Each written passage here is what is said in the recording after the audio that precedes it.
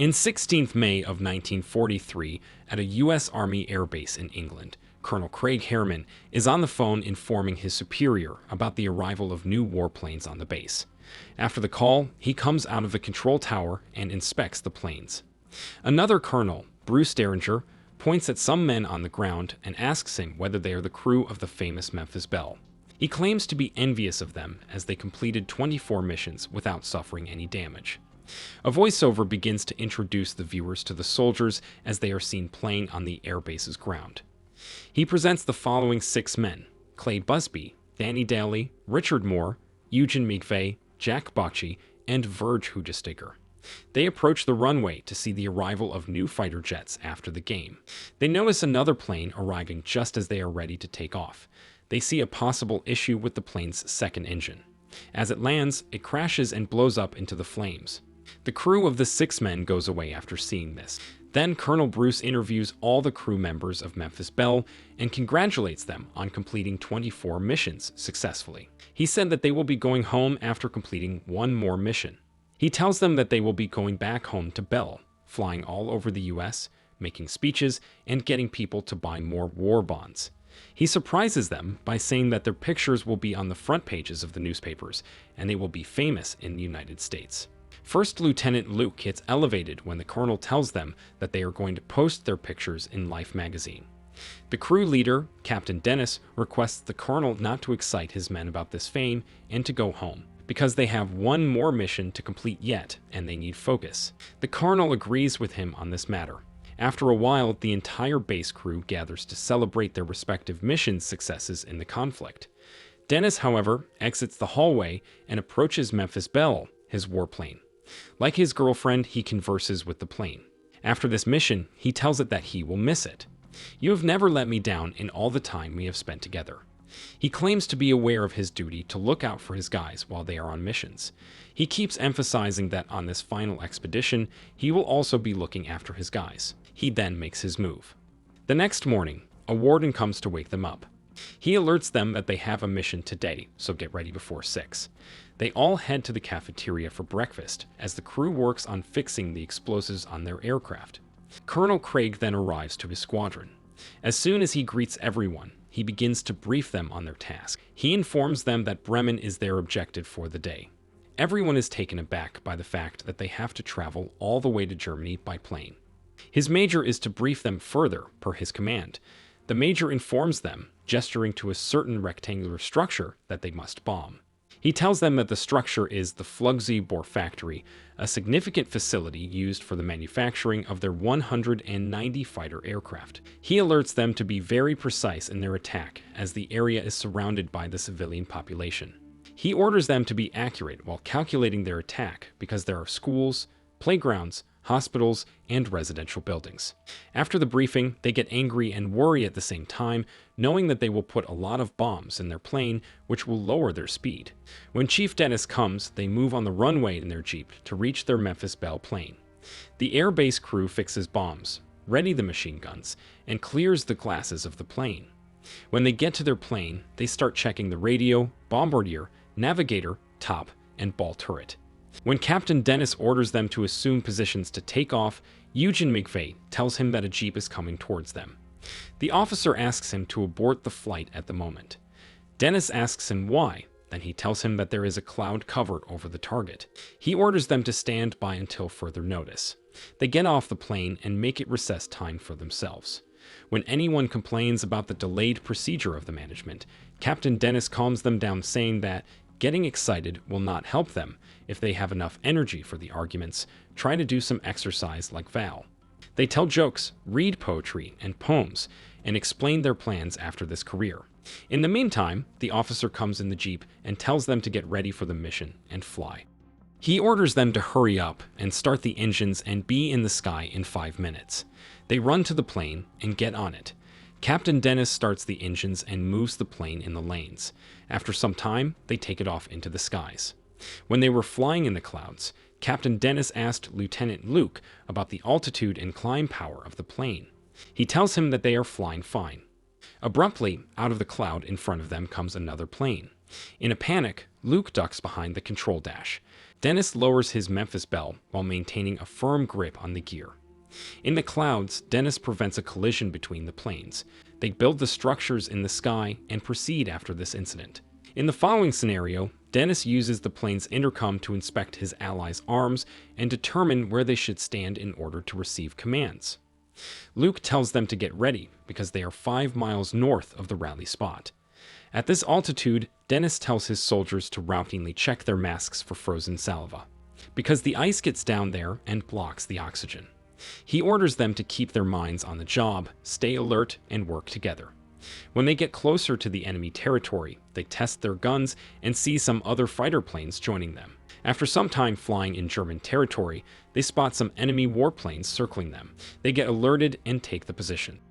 Meanwhile, Dennis orders them to hold the fire until they get close to their range and don't waste the ammunition. Despite his orders, Eugen opens fire at them. They change their course of flight and come from the other side of them. Val and his fellow gunner aim at the enemy's warplanes and shoot them from their top turret.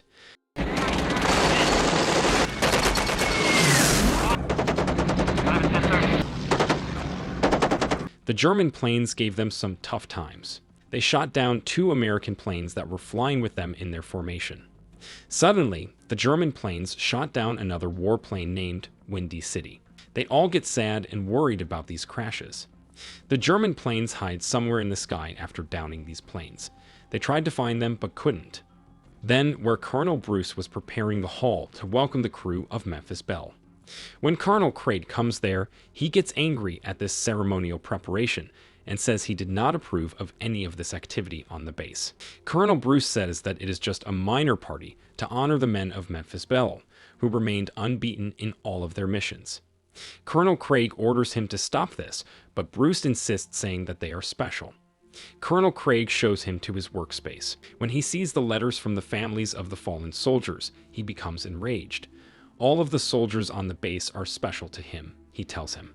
The Memphis Belle crew was still searching for the German planes in the following scene. Out of nowhere, a plane emerges from behind their formation. Every time they fire at him, he manages to get away. He eventually goes after their lead plane, the C Cup, blowing away his front. From their jet, Dennis and his guys witness this crash.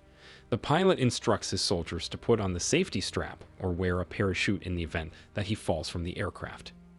After the C Cup, they become the lead plane in the formation of the planes. Captain Dennis informs on the radio that they all should be ready as they are getting closer to the target. In the next scene, when a German plane comes at them, they shoot them through the ball turret. While the other plane hits Jack and Eugen, dress his bullets scratch. When they enter Bremen, German anti-aircraft guns start firing on them. Dennis puts the plane on autopilot and orders Luke to close the fuel terminal, as the plane's left wing has been hit by the AA gun and they were losing the fuel. They eventually arrive at the desired spot, but they are unable to see it. The clouds that covered the plant prevented them from seeing anything. Dennis switches off the autopilot and gives Val the order to stop dropping the bomb. When he chooses to deviate from the point of location for 5 minutes, Luke becomes enraged with him. He tells his group that he is unable to approve bombing in a city where there is no visibility. Once they are outside the anti-aircraft gun's firing range, German fighter jets re-attack them.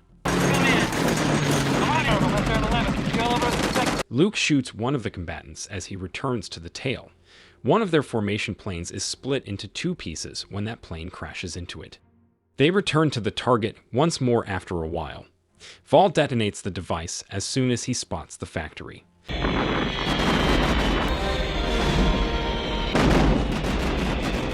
They retreat to the base, but the Germans strike back. When a plane approaches, the ball turret jams once again. Calling Verge, Rascal prevents himself from falling. He approaches and draws him in. Danny is shot by the German fighter jet in the following instant. After he is hurt, Jack begs Val to see how he is doing. He tells him he will control his pistol and compels him to go when he refuses to give up his gun. Then, the German plane hits its wing, which results in the burning of its 4th engine. Luke immediately cuts the fuel and turns off the power generators. When the fire extinguishers do not work automatically, Luke asks Dennis to dive down the plane. Dennis orders his formation to follow the wingman plane as they have to dive down to put out that fire in their engine. He radios the wingman that they are the lead plane now. The dive afterward. They stabilize their plane when the fire gets out.